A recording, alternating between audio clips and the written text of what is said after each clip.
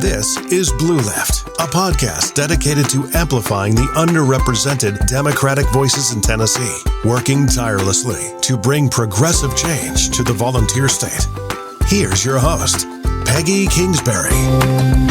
That's right. From grassroots organizers to community leaders, from urban centers to rural towns, we'll highlight the diverse perspectives and powerful voices that often go unheard. Join us as we lift up the blue wave and shine a light on the path toward a more inclusive and equitable Tennessee. Again, I'm Peggy Kingsbury, your host, and this is Blue Lift, where every voice matters. Let's get started. Well, I am so excited today. We have with us Revida Rahman, and Revida is my friend. We live in the same area, and I have been an admirer of her work for a very long time. Aww. I not only admire it, but I've invested a little in it, and I'm really proud of that. Give you a little bit of a background on Revida. She is a native of Mississippi and Tennessee. She has a bachelor's degree in business administration from MTSU and a master's of business administration from Tennessee State University. We both share that we've worked in insurance quite a while. Revida has been with Tennessee Farmers Mutual Insurance since 1996, which is a long career. It sure is. People don't work at jobs in one place that long much Absolutely anymore. Not. But I know that industry changes a lot, so it's almost like a new job all the time. It is. Mostly, though, and most importantly, Revida has a strong commitment to her community, and she has earned recognition with Phi Beta Sigma of Williamson County, the Nashville Alumni Chapter, and Nashville Metropolitan Alumni Chapter of Delta Sigma Theta, the Franklin Justice and Equity Coalition, Alpha Phi Alpha, and Jack and Jill of Williamson County. These are things that Revida has really given her time to. She also works with a Step Ahead Foundation of Middle Tennessee and the Battle of Franklin Trust. In 2018, though, the thing that really, I think, sparked what brought us here together is that Revida led an effort to bring about some change in Williamson County schools. And we're going to talk about that and how that happened and why it happened. But I can tell you it was so big that platforms such as CNN, PBS, NPR, The Washington Post, The Atlantic, and the Christian Science Monitor all sat up and noticed. And she has talked to all of those, renowned institutions about what happened in 2018 and what it caused to happen. Welcome, Revida. Thank you, Peggy. I'm so excited to be here. Well, let's talk about what happened in 2018. And I know that One Wilco was the result of things that happened, but tell us how it all started. You know, we really didn't have an intention of being at this point. I'm so glad that it kind of worked out that way. But in 2018, me and my family were at Edmondson Elementary, a local elementary school in the area. And there were a few other families of color that were there, one that we knew, but about 5 of us. And we were continuing to see these field trips to the plantations. And even though I'm from Mississippi, I had never stepped foot on a plantation. Somehow I don't know if it was on purpose, but my husband ended up going to those field trips instead of me. Okay. Well, and for people who don't know, so we're talking about Williamson County, which is in Middle Tennessee, and we just have a lot of history all around us, and we still have quite a few plantations that people can tour for historical reasons. Absolutely. And what we have found is that some of the stories that are being told were not representative of what really happened. You know, we think about Gone with the Wind and the big stories. Right. Did you learn this from your children? Is that how you found out? I didn't. We had the, I think when he was in the 5th grade, we had the blue and gray days that were at Carrington Plantation. And so I, drove on the property and we take them there, and it's just, you go back in time, they had the Confederate flags growing. So it was just a really hard experience. But some of those families, one of the families actually, and I think she was the catalyst that started, she's since moved, but they were from Connecticut. And so on the field trip with my husband, she looked at him and she was like, is this normal? To come back for these field trips. And he said, actually, it kind of is, and she was like, kind of surprised. And so when we got to talking and came back, we wanted to communicate with our principal. and just expressed to him that we were concerned about the truths or the facts that were being shared at those plantation field trips were not, didn't represent everybody. So they weren't telling the full story. They weren't telling the full story. And so we ended up talking to him, and he had 2 representatives from WCS schools that came. It was a social studies person, and then it was another age grade-wise. And so they came and spoke to us and just really talked about the content, the purpose, and everything. They got us a meeting with the superintendent, which was Superintendent Looney at the time. And he created what they called a diversity council initially. Then it ended up changing names to Cultural Competency Committee. But Dr. Maya Bug was one of those members, and she is a former educator, advocate for public schools, just Harvard educated, very aware of what's going on with the education in the community. So we went to Superintendent Looney, said, hey, we noticed we've got some disparities with education. We've got disparities with discipline with Black boys in the area. We have Black and brown students not being offered AP and gifted services. We lack teachers of color in the area. So we had a lot of different things that we wanted to just, it was a great time. We were in front of the superintendent to mention those things. And so it ended up kind of growing from there into those meetings. And then there was an incident at Sunset Middle, a slave assignment that had been assigned, and we later found out now, wait, you got to stop there.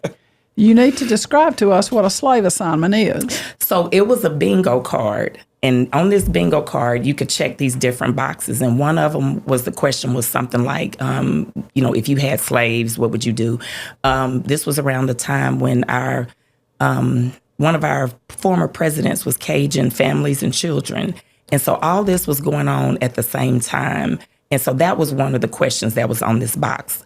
There were students the question was, if you had slaves, how would you treat them? What would you do? And different things like that. So just a very insensitive assignment in a district where your Black and brown students are probably 3 to 6 or 7% of the population. Good Lord. So it was. I mean, that happened and no one stopped to think about, is this a good idea? Or to even ask somebody. Oftentimes when I'm in a situation, I'll ask somebody, hey, can you look this over and see if it's okay? But this was an assignment that had been going on for years. There were students at Ravenwood High School that said, oh, yeah, I remember that assignment. So it had been going on for years. Wow. But nobody had, I guess not enough. So the older brother of this one student put it on Twitter, and then it just went viral from there. And this was the school that my son had I talked about the caging of the children.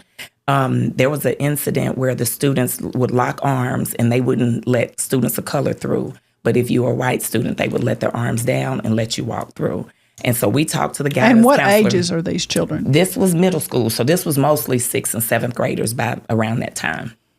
So that's heartbreaking. It is. So we just felt a need to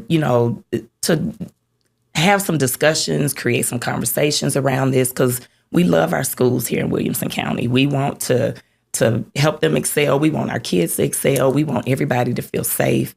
And so it was an experience that kind of just drove us into doing something. So then we had the 2020 came and the murder of George Floyd. And so Jennifer Cortez had reached out to me after Ahmaud Arbery had been killed. And I think that was probably earlier that year. It was a little bit earlier, mm-hmm. Yeah. And so we connected. She's a writer, and she wanted to share some stories of students. And so that's how we got connected. And she would come and show up to school board meetings with us and different things like that. So she kind of was like, around October 2020, she said, you've got a connection with the families of color. I've got some connections with some white families. I think we should join together and create this organization called One Wilco. That's a nonprofit, and see what we can do. So I told her, I said, let me think about it and get back with you. And, I just couldn't say no at that point. That's, you're describing to us really, and I know that the pain started long before 2018, but the period between 2018 and then doing this must have been a lot of times when you sat and thought about how hard it was. Did you ever think about just packing them up and moving them somewhere else? You know what? I really haven't. I've got several friends that have moved. They have taken their kids back to Nashville. done a little bit of that. But one of the things that me and my husband really tried to do, when I started working at my company, I initially worked in Columbia, and I had to live in Williamson or Murray County. So I'm down the street from my house. I can walk to Davidson County. I'm a Nashville girl. I mean, Yeah. So we did that, but it was, it was just a period of time that we were just trying to figure out how to make sure that our kids had an inclusive process. So even though they're at school all day, they may be the only Black student in class. We would drive to Laverne to play baseball. We drove to Nashville, Edge Hill area to play basketball. We took them to Fisk Mini College in the summer. So we really tried to make an effort to make sure they still see their identity and who they are outside of school. The church we attend was an African-American church. So we just tried to make sure that we had them in spaces where they could feel supported without being at school, and to try to fill in that space. And some families aren't able to do that, convenience, driving, and things like that. So it really, it just really helped us to get some solidify the community for them that they would be able to witness and see. Right. I'm sure there are a lot of white parents who have never thought about a Black family having to take those extra steps to make sure their children are exposed to their own culture and to people who, they feel a kinship with. Absolutely. And at the end of the day, everybody wants to feel community. Everybody wants to feel community. Absolutely. Yes. So it was very important. And my kids' experiences have been very good. They've enjoyed them. But we just think that there's a way that we can make it better. Are your kids are older now? They are. I got a senior in high school this year, and I have a freshman, and this is the first year in a long time they've gone to school together. So it's really nice for them to be able to spend this year together. And then you're gonna be I'm gonna be a sad mama. You're gonna be trying to figure out what size sheets fit on the dorm bed and all of that stuff. Yeah, interesting. Well, I want to talk a little bit about the equity audit. I know that was something that that you all convinced the school to invest in. Tell us about that. We did. So Dr. Buggs, even though she's had this background, she had her own consulting business. So she would go in and do consulting for companies and do equity audits for them. So one of the things that we suggested to Dr. Looney was, why don't we do an equity audit so we can see, what's going on? So initially, the school board voted 100% unanimously to support it. Exactly. The Williamson County School Board. The Williamson County voted School Board. 100%. Everybody. Wow. Said, oh, okay, we're going to check this out. Now, if this happened today, we might have a problem. Oh, yes. So we had people, I think they were looking for a consultant. They had found one that didn't work out. They found Fostering Healthy Solutions, a mother-son team. Worked out very well. They did listening sessions. They talked to everybody. Everybody could come and share what those experiences were.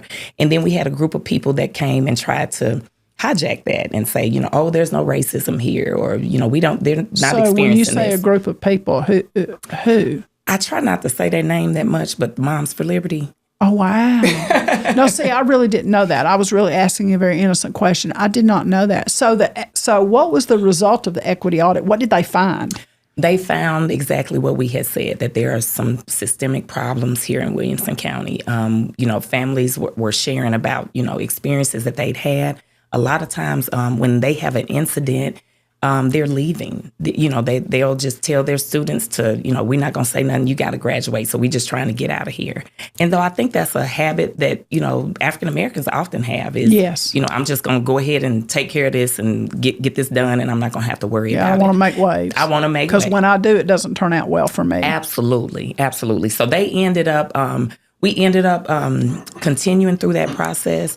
And, I can't remember how long it took, but they ended up Fostering Healthy Solutions finished by providing a report to the district on a plan of what to do, how to continue to make this a part of the strategic plan. What do we want to do to make this different? So some of those issues that we talked about, hiring teachers of color, we had asked them, do y'all have someone to try to attract that? Because when you're going to do this, if you're going to a career fair, you need to have representation to get other people.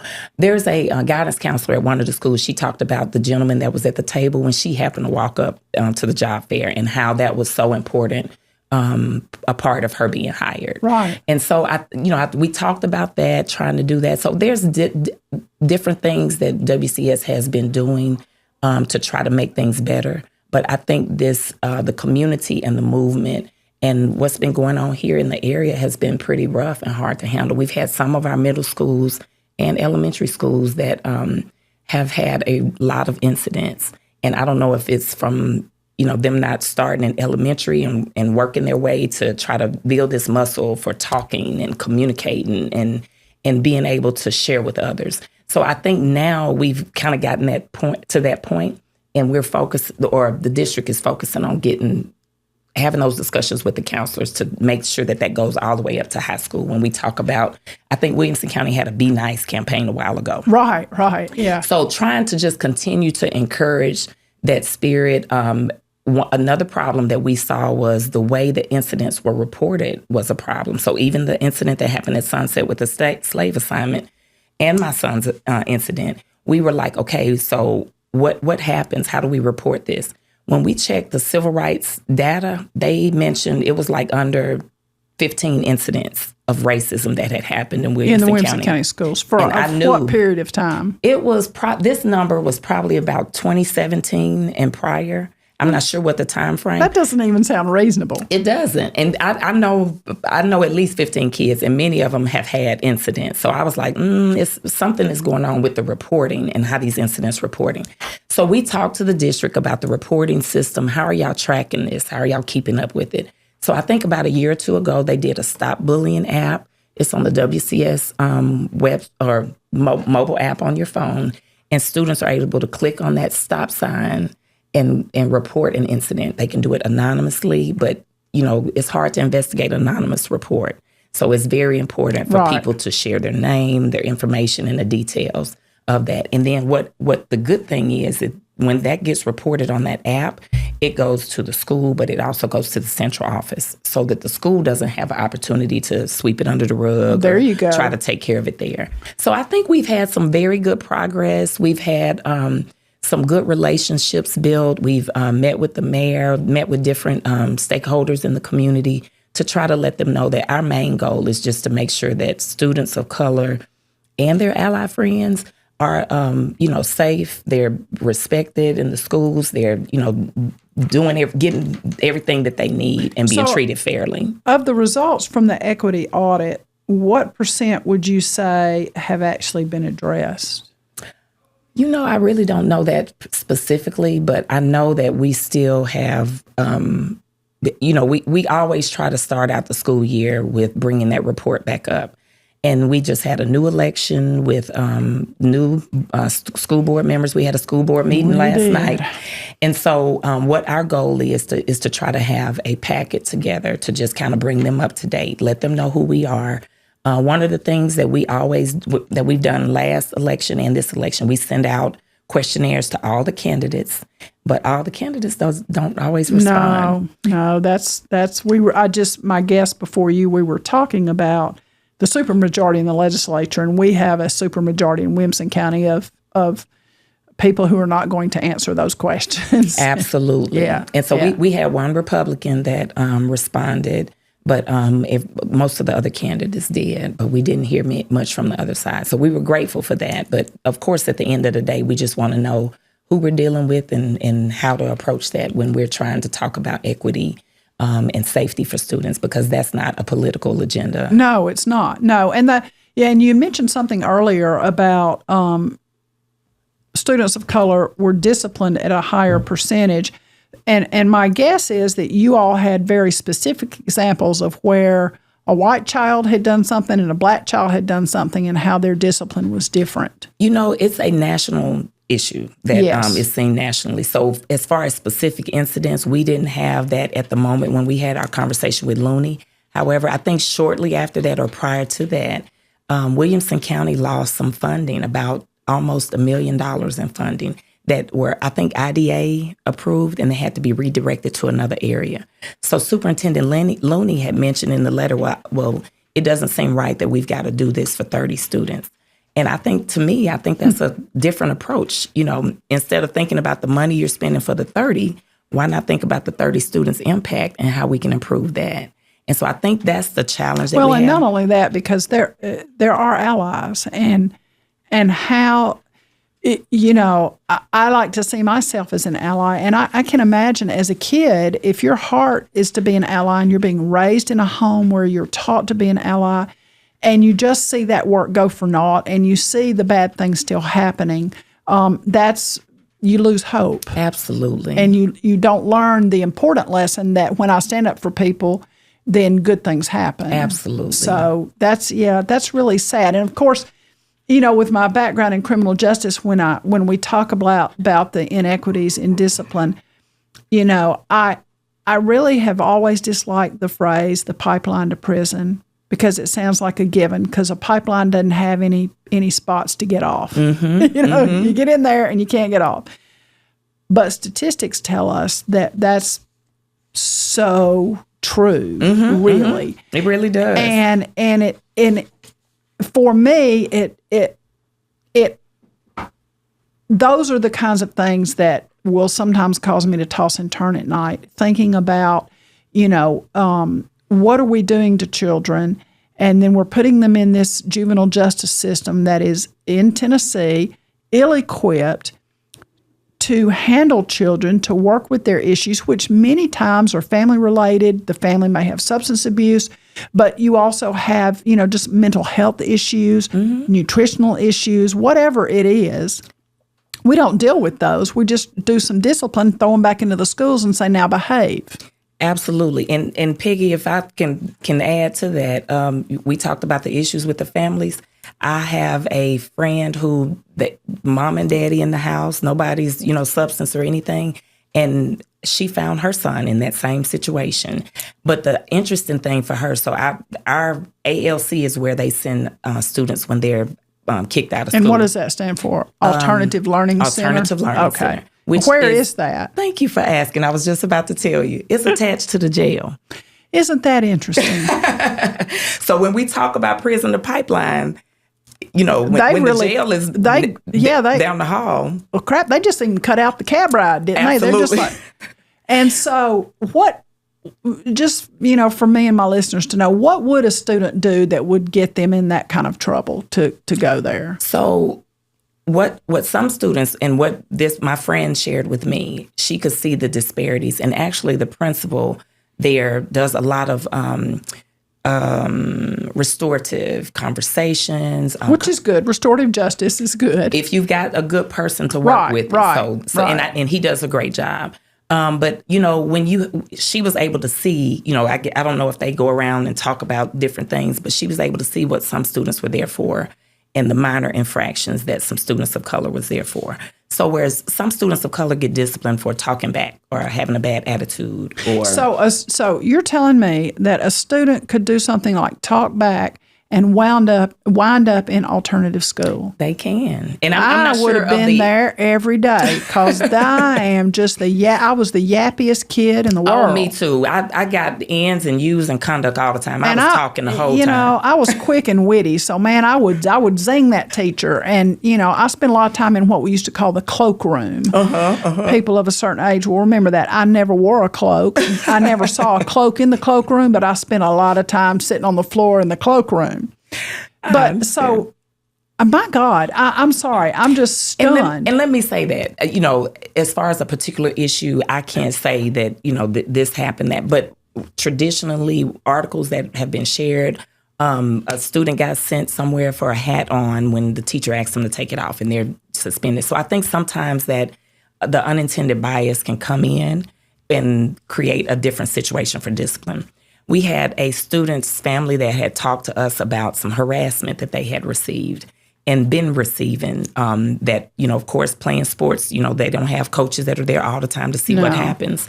And so this particular student was having a lot of challenges, being harassed and bullied. And then when he finally gets to the limit, he goes off, and he's the one that's end up getting put out of school. And what he needed was an earlier outlet to go talk to someone about it. Or when he talked to somebody about what other people were doing to him, nobody acted. Wow. And so, that ends up happening. And we all have our limit.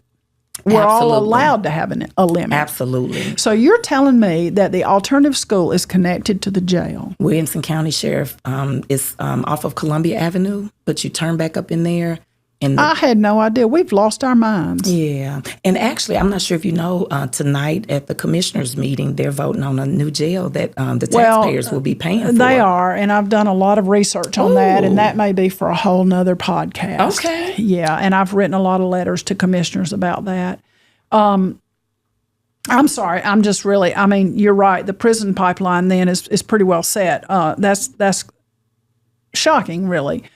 So let me ask you. Go ahead. No, go ahead. One of my friends, her son was sent to the office for laughing.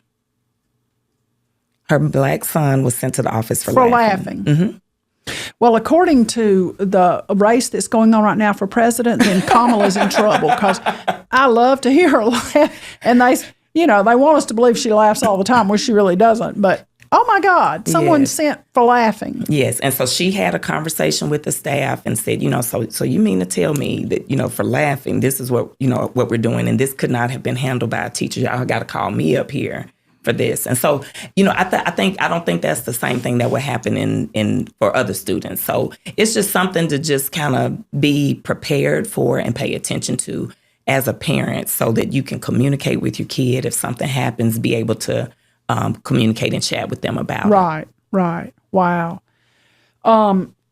Yeah, there is a new, what they're calling a justice facility that they're trying to build, and it's going to have the juvenile justice area to it as well, the new jail. I think there's going to be a lot of talk about that and a lot of chatter about, do we need it? Does it need to be that big and that sort of thing? Good. You mentioned a phrase I want us to talk a little bit about.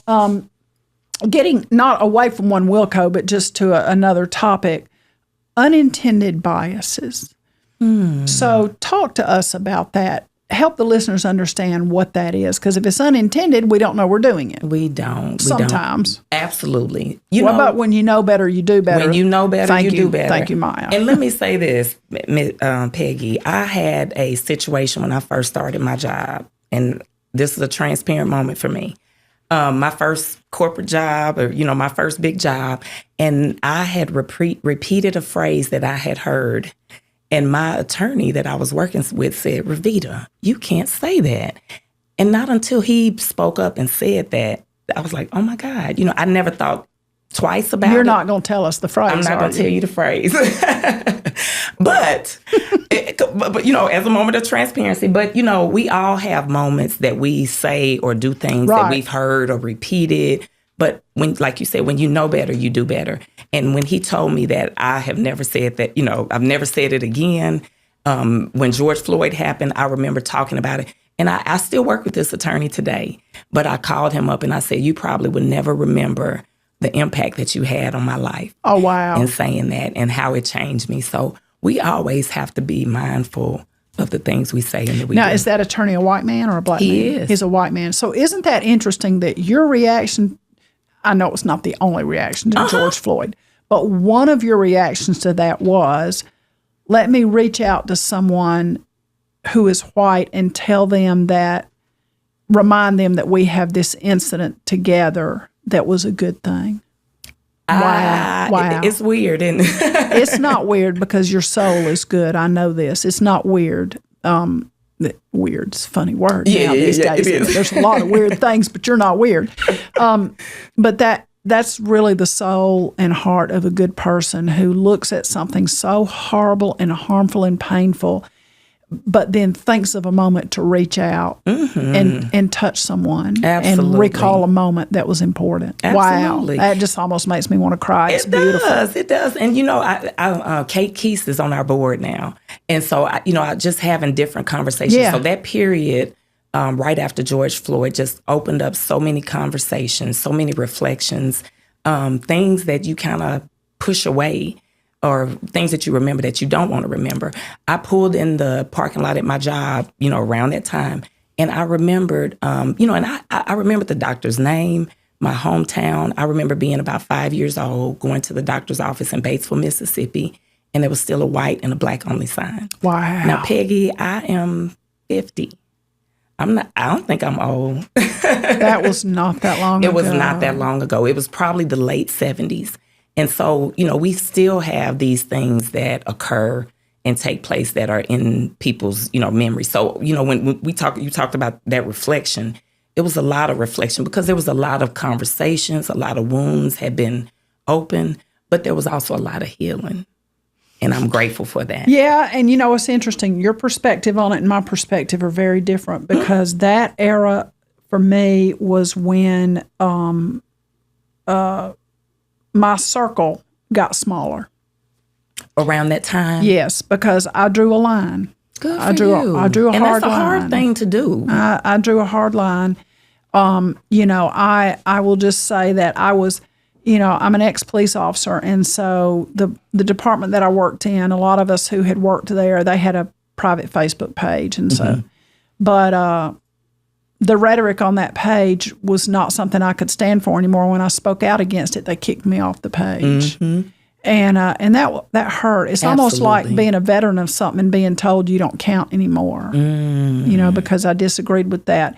And I lost a lot of friends, and I say that lightly because they obviously were not really true friends. We had not discussed these kinds of issues before. And once I found out how they felt about these kinds of things and some of the things they posted on Facebook, I just drew the line. Good for you.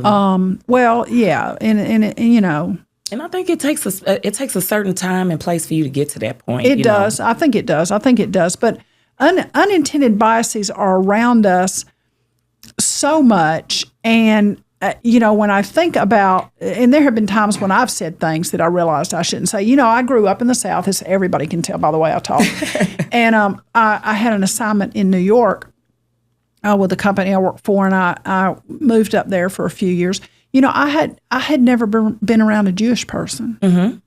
I had never. So that was new for you. It was totally new for me, and they have huge Jewish communities in the New York area. And I said something one time that I thought was funny, and luckily, someone around me said, "I know you probably meant that to be funny, but that."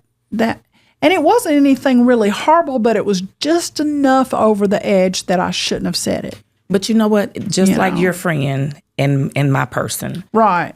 The courage to speak up and say, I don't think that's an appropriate thing to say. Right. It's so important.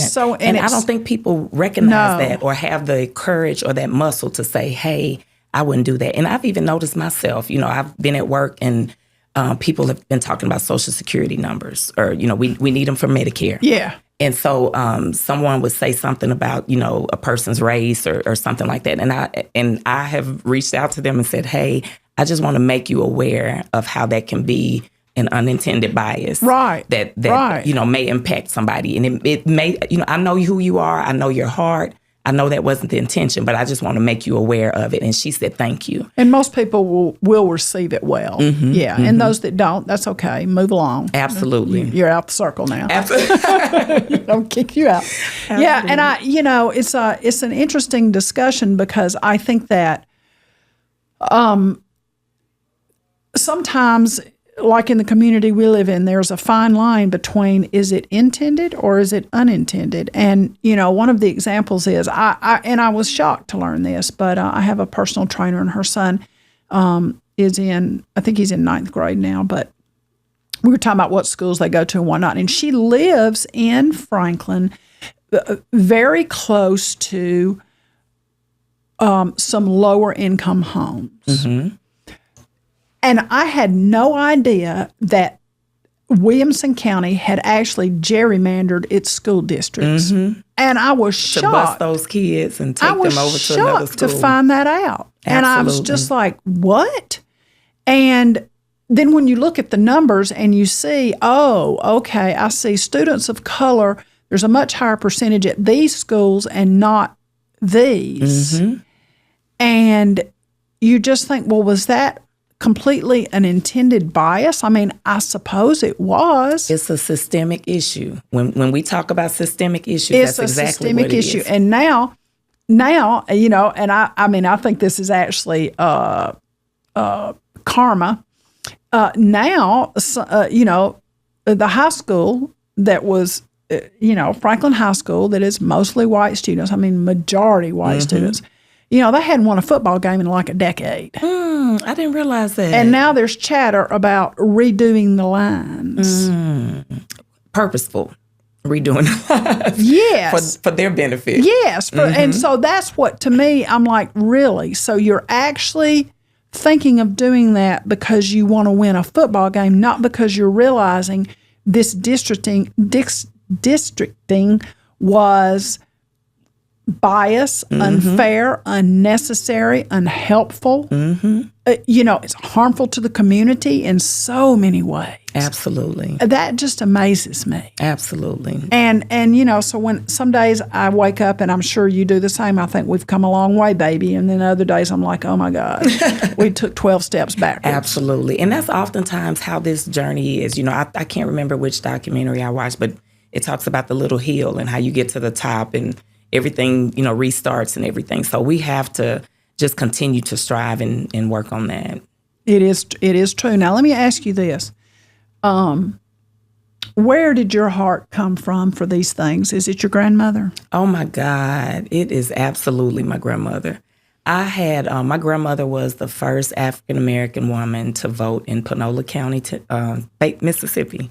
Wow. And in the 60s. I have another And how relative. brave of her. Absolutely. I mean, yes. Can you imagine she went down there to the polling place, the only person of color in the whole building, with her card. And they would be turned away before. How many bubbles are in Right. the soap, or all these different taxes that you have Jim to be. Crow, yes. Yes. So that was, and she was an advocate. She traveled to New York. She had been to Russia. And we're She had talking been in the jail. 60s and 70s. Absolutely. She had been in jail where? She went to jail with 700 other people in Jackson, Mississippi. I have a newspaper article about Wow. it. And so I don't know. I mean, she's a strong soldier, and I just really kind of, when I think about advocacy, I think about her. There's often a story. She was part of SNCC, which was the students' movement back then. But they used to always tell a story about how there was a white man in a community, and we lived in the rural community, Dirt Road, that had come down to the city to help, and he had car trouble. And so my grandmother, in her big old heart, threw him the keys and said, just take the car and bring it back. She didn't know this man from Adam. And so he did exactly that. And when he came back, my aunt always tells a story about how they got to sit and talk, and you know, how it was just a really good experience and conversation, and probably something that had changed that man's heart. Wow. And not only did it change his heart, my hunch is it changed the trajectory of his family's heart. Absolutely. Because it really sometimes just takes that one spark. Absolutely. And then maybe he raised a child who had a different heart, who raised a child who had a different heart. And that's really how it happens, isn't it? It is. You know? It is. What is the future for One Wilco? What are we working on right now? We are working. Now that we have a new school board, and the aforementioned group has a lot of control there. We do. And what we always kind of come back and kind of repunt. So I think the last time the election, we kind of were like, okay, our focus, you know, had been for community building relationships and everything. And not that we don't still want to build those relationships, but we're going to focus on the students and have a more student focus, because we know that's what's needed. And so our goal for this year is to try to increase involvement. One of the candidates for the election, school board recently, was talking about when she was canvassing in the neighborhoods, and how many families of color would tell her, we moved schools, or we were looking, our kids go to another school now. And so she would ask them why, and it was because of an issue that had happened. Oh, wow. And they didn't understand the process or didn't want to deal with it and would just move or what have you. And so there's a lot of families out there that don't know who we are. So we got some room for growth there. You know, we did a event at Kenrose Elementary. This is like an anomaly. Kenrose Elementary, the principal shared with me that her white daughter was the only white student in that class. Oh, my goodness. They have a huge population. They had an international fair this year. I got to go and attend. Wow. It was beautiful. Different countries. They celebrated different people's cultures. And I was like, wow, this is such a little anomaly here. We need to sure have is. this spirit in other places where we welcome and accept people who don't look like us and people who are different. Right. So it's very important. But we are working on that. We are joining with the public and trying to plan a field trip, or what we call a field trip, to Memphis and do a civil rights. Yeah, I saw that. And for listeners who don't know, the public is not, Mr. and Miss Smith standing out there. The public is the name of an organization. Nonprofit organization. And it was really started to have conversations. Yes. And I've attended a few times. Sometimes it falls on the night of another meeting I have. But I did see the trip to Memphis and might actually be in on that. But at the public, adults come and just talk about issues that involve racial relations and very open and honest discussions. Mm-hmm. And it's just a wonderful, wonderful thing. It was. That's a good partnership for you guys. It is. And we've had some good discussions. We've had some movie viewing. So we're really focusing on students and families. We're trying to get with the different student clubs. I was really proud of my son last year creating a Black Student Union at his school. Oh, good for him. And so just being able to create those places for the community.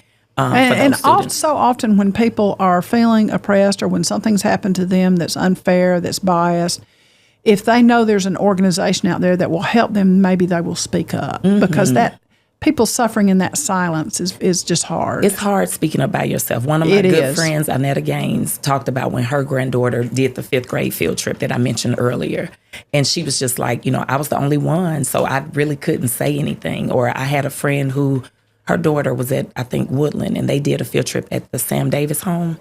And they were told that the slaves had it good. They learned skills. All of this. And so when you are the only person listening to that, sometimes it can be hard to stand up and say, that's not correct or that's not true. So right. You have to be careful.